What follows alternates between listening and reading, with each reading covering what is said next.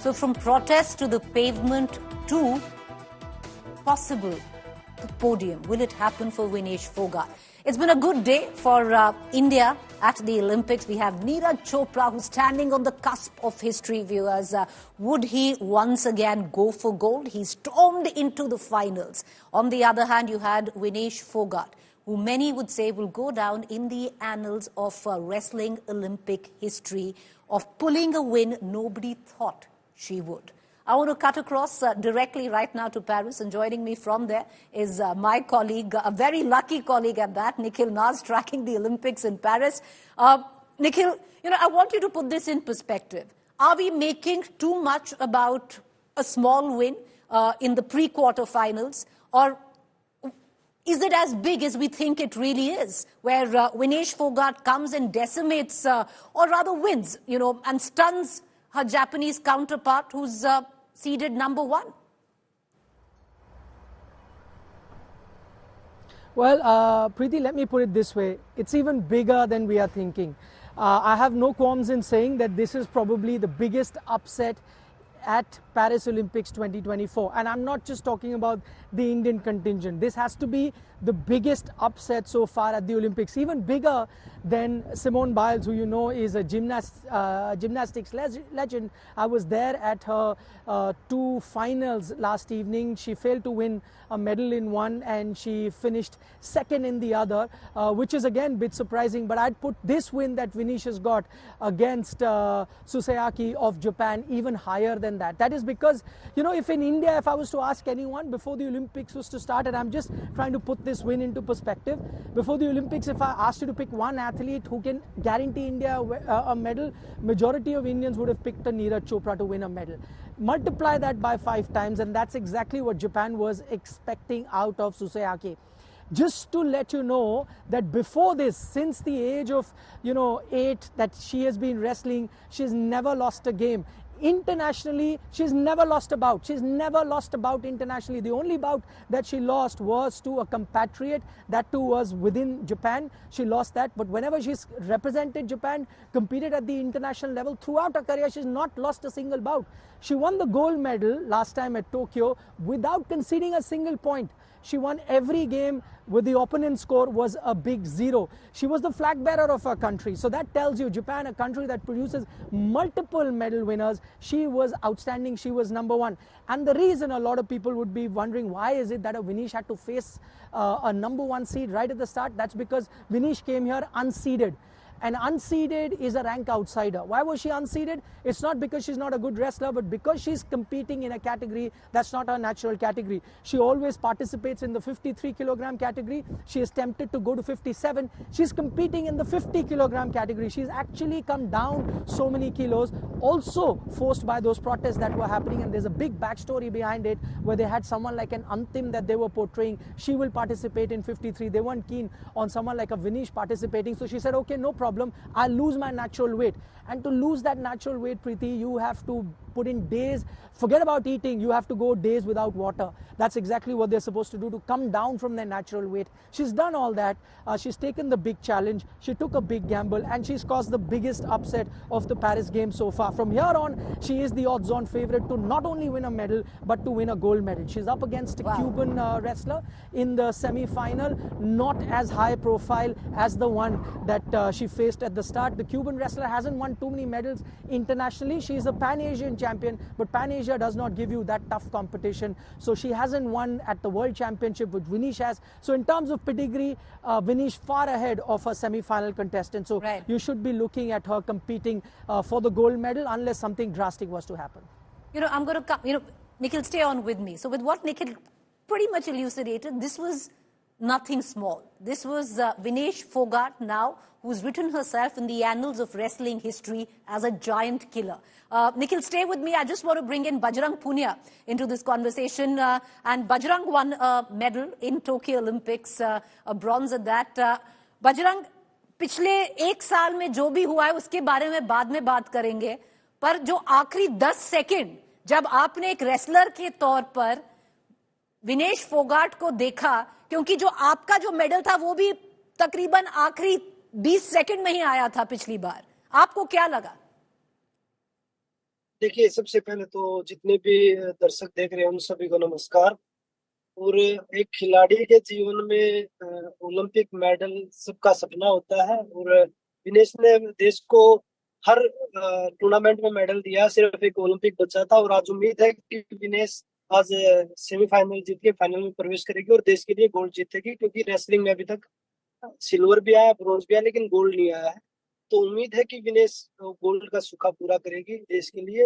और जो 10 second, last 10 second की आप बात कर रहे हैं, जब एक खिलाड़ी लड़ता है तो वो एक एक सेकंड को देखता है। 1 सेकंड में गेम पलट सकता है। रेसलिंग ऐसा गेम है, कॉन्टेक्ट स्पोर्ट है, तो वो सेकंड, 1 सेकंड में भी आप 4 पॉइंट की थ्रो लगा सकते हैं, उसमें भी गेम पलट सकता है। वही काम आज विनेश ने करके दिखाया है। जो आज तक इंटरनेशनल टूर्नामेंट में एक भी मैच नहीं हारी थी, उसको विनेश ने आज हराया है। और ओलंपिक चैंपियन थी पिछली बार की, कई बार की वर्ल्ड चैंपियन है। तो पूरे देश के लिए प्राउड की बात है। और हमारे लिए जो प्रोटेस्ट में जो खिलाड़ी थे और कुश्ती से जो लोग जुड़े हैं, उनके लिए और ज्यादा प्राउड की बात है कि ऐसी बेटी हर घर में पैदा हो। अब बजरंग, अब चलिए वही सवाल पूछती हूँ जो पिछला 1 साल रहा, प्रोटेस्ट से, पेवमेंट पे बैठना, इतने दिन बाहर जो आपने मशक्कत की, जो लड़ाई लड़ी, तो ये अगर मेडल आता है कितना महत्वपूर्ण होगा आप सबके लिए, और अगर ये विनेश जीत के लाती हैं तो? जी, सबसे पहले तो मैं उन लोगों को बधाई दूंगा जो लोग बेटियों के बारे में, हमारे बारे में बुरा भला बोल रहे थे। सबसे पहले तो मैं उनको बधाई दूंगा कि वो अपनी आज घर पे जाएंगे तो किस मुंह से आज वो अपनी बहन बेटियों के सामने जाएंगे जो हमारे बारे में, बेटियों के बारे में बुरा भला बोल रहे थे। दूसरी चीज, जो मीडिया के कुछ बड़े एंकर थे, मैं आज तक का भी उसमें एक एंकर था सुधीर चौधरी जी, मैं नाम नहीं लेना चाहता, लेकिन मजबूरी है क्योंकि वो बोल रहे थे कि इतना करोड़ रुपया खिलाड़ियों पे खर्च किया है, ये इतने बड़े खिलाड़ी नहीं है, लेकिन मीडिया ने इनको खिलाड़ी बना रखा इतना बड़ा। तो मैं आपके माध्यम से ये भी बोलना चाहूंगा कि भाई, आप न्यूज एंकर बनाए थे देश की जनता के न्याय के लिए, ना कि किसी एक तरफ का फेवर लेने के लिए। अगर आपको सच्चाई जाननी थी तो आप खिलाड़ियों से बात करते कि भाई क्या दिक्कत है, क्या परेशानी है। लेकिन आप जी सिर्फ और सिर्फ एक राजनीति मुद्दा बना के खिलाड़ियों को देश में बदनाम करने के लिए बीजेपी के IT सेल का काम कर रहे थे। और 1 साल में जो, 1.5 साल में हमने जो संघर्ष किया है, वो मेंटली भी, हेल्थली भी, दोनों साथ चीजें काम साथ करना, क्योंकि सरकार ने हमेशा ब्रजभूषण को सपोर्ट किया है, ना कि खिलाड़ियों को। और हर सरकार के हर आदमी से हम मिले, सब बोल रहे थे कि हमें पता है कि भाई वो गलत है, लेकिन थोड़ा समय दीजिए हमें। कितना समय चाहिए आपको? देश की बेटियों के साथ वो खिलवाड़ कर रहा है, उसके बाद आप समय मांग रहे हैं। वो आपके जी घर की बेटियां हैं। आप जब बोलते हैं कि वो हमारे घर की बेटियां, मेडल जीतते हैं तो आप फोटो खिंचवाने के लिए आते हैं। लेकिन जब न्याय की बात, कोई भी महिला, हमारे देश की जो भी बेटियां हैं, बहनें हैं, कोई भी अपनी अस्मिता के साथ कोई ऐसा खिलवाड़ नहीं करेगी, वो सामने नहीं आएगी कि भाई मेरे साथ ऐसा हुआ है। हमारा समाज कभी भी इस चीज को ये नहीं बोलेगा कि भाई हम आपको सपोर्ट कर रहे हैं या आप ऐसे जाइए आगे बिना किसी आरोप के, झूठे आरोप लगाइए। तो ऐसा कभी भी कोई लड़की नहीं करती।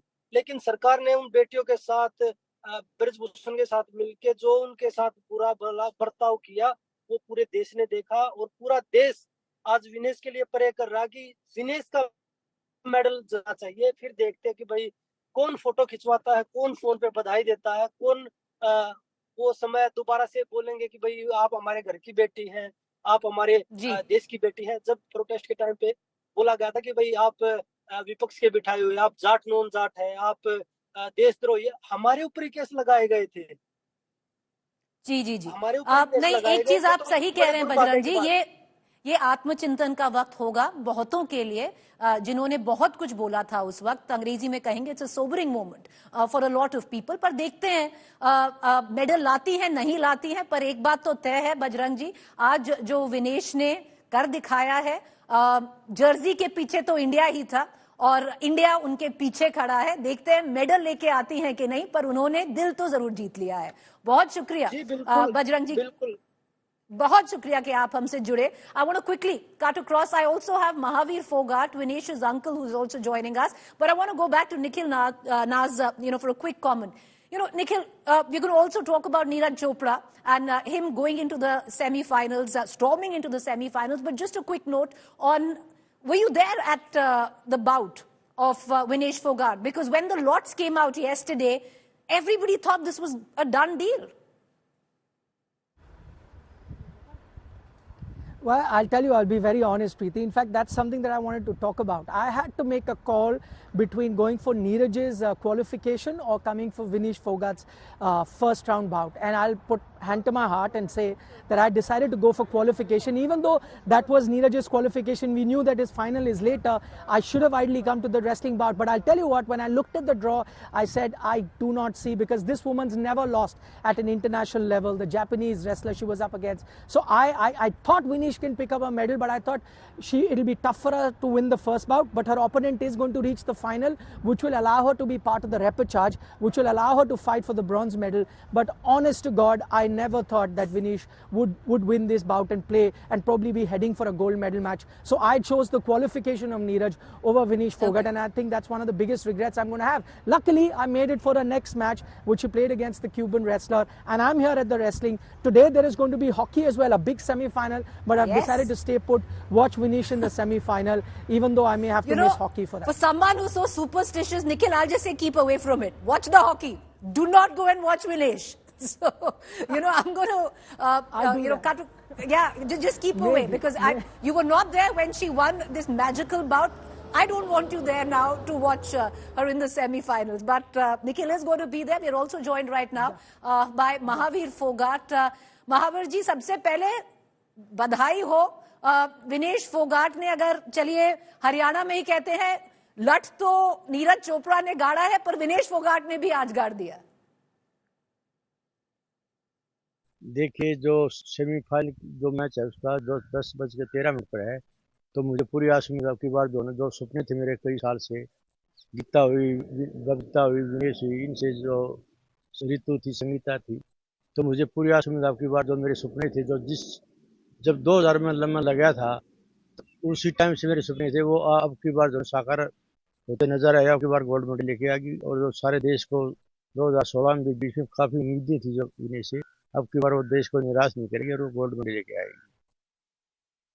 कहूंगी महावीर जी, पिछला एक साल मशक्कत भरा रहा है विनेश के लिए, क्योंकि जो आंदोलन उन्होंने किया, जो जंतर मंतर पे बैठे, आसान नहीं रहा है. बहुत आलोचना हुई, बहुत चीजें कही गई उन्हें.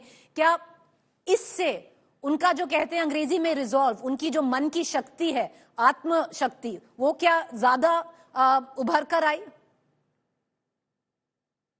देखिए, जो संघर्ष किया, जो टाइम भी बर्बाद हुआ, और जो उस टाइम दिमाग भी जो निकला, लेकिन मेहनत करके हमारी बेटी जो फिर जो वापसी, पहले भी वापसी करी ऐसे, जो चोट लगी थी, और अब जो धरना प्रदर्शन किया था दिल्ली में, उसके बाद भी जो वापसी करी, मेहनत की, और पूरी आस उम्मीद है जो वो तैयारी पर है.